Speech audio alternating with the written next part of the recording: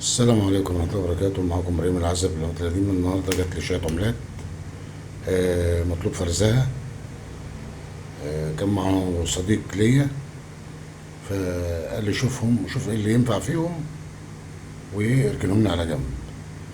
وطبعا زي ما انا قلت قبل كده سابق، اي عملة لها تمن واي عملة لها سعر مهما كانت قيمتها، كانت عالية ولا بسيطة، اي عملة لها سعر. فانا هحاول اطلع له شوية عملات يعني يعني سعرها حلو، يعني قيمة شوية ولا حاجة. طبعا احنا عندنا هنا منها عملات ملكية، فهنحاول ان احنا نبتدي نفرز العملات الملكية من بعضها.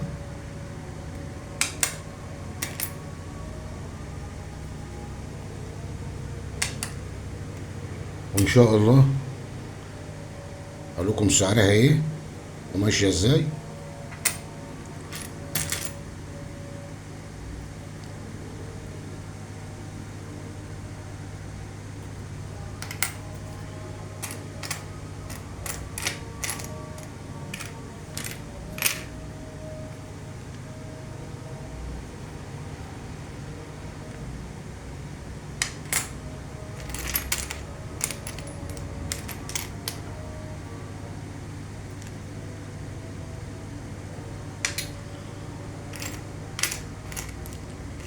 على قد ما نقدر نفرزهم له.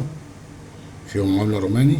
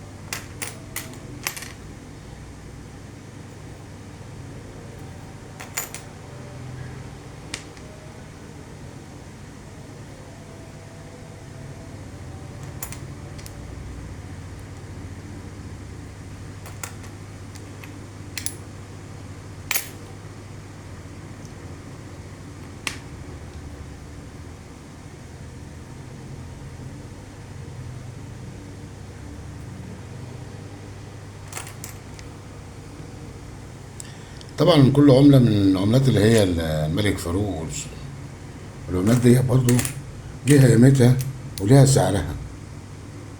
تمام. اصبح ان احنا كده طلعنا العملة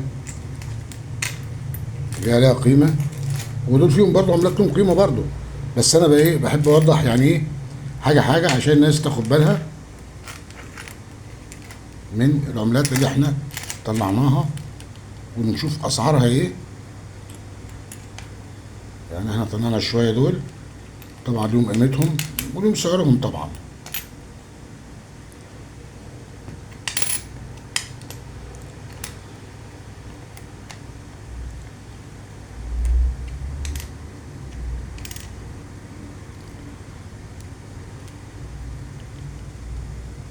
دول عمله ملكيه كلهم.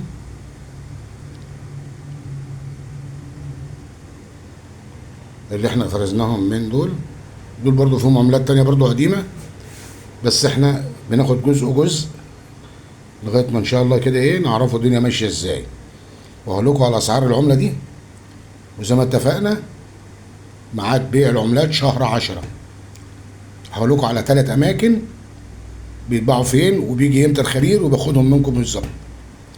واهم حاجه تدعمونا باللايك والشير ودعمكم بالقناه عشان تكبر لينا وليكم.